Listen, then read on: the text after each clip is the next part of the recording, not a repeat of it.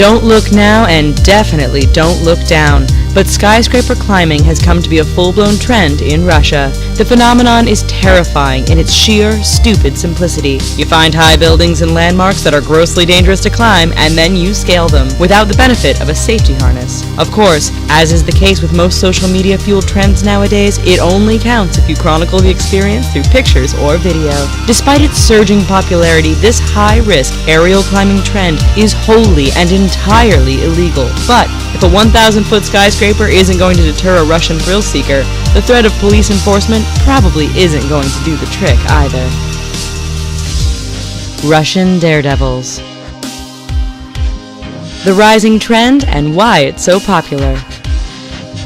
The origins of what is known as skywalking or rooftopping can be traced back to Marat Dupree, the now 22-year-old who was a teenager when, in 2011, he began climbing up the rooftops of famous Moscow landmarks and other high-rise structures and tracking his journey with his camera.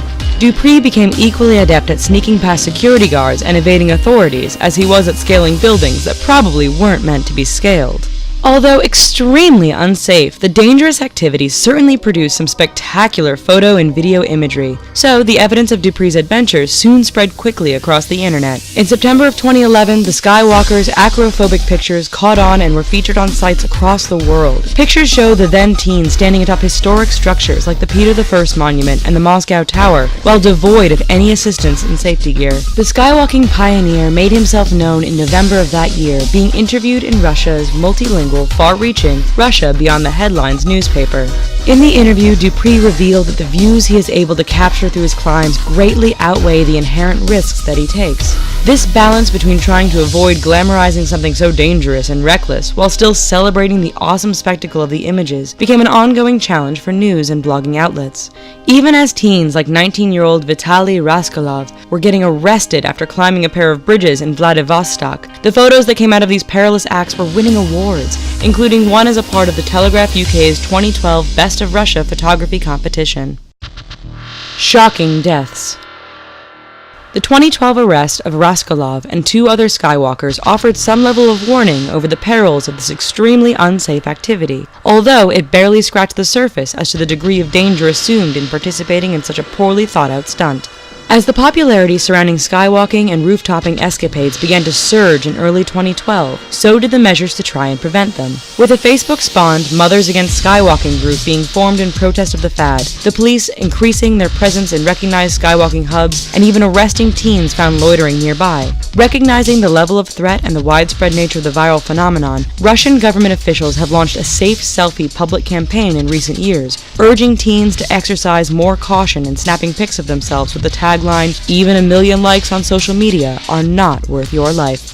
However, even an increased awareness and diligence on the part of authorities failed to entirely protect Russian teenagers from themselves as part of this ill-advised trend. In 2015, Andriy Retrovsky, an experienced and prolific 17-year-old Russian skywalker, plunged 9 stories to his death, ironically while trying to give the appearance that he was falling off of a roof.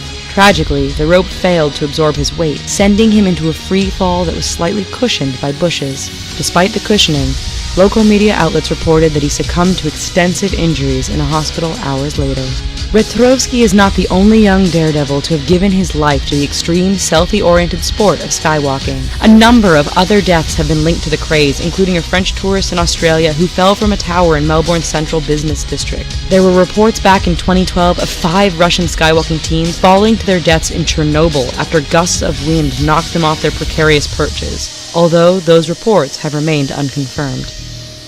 World records.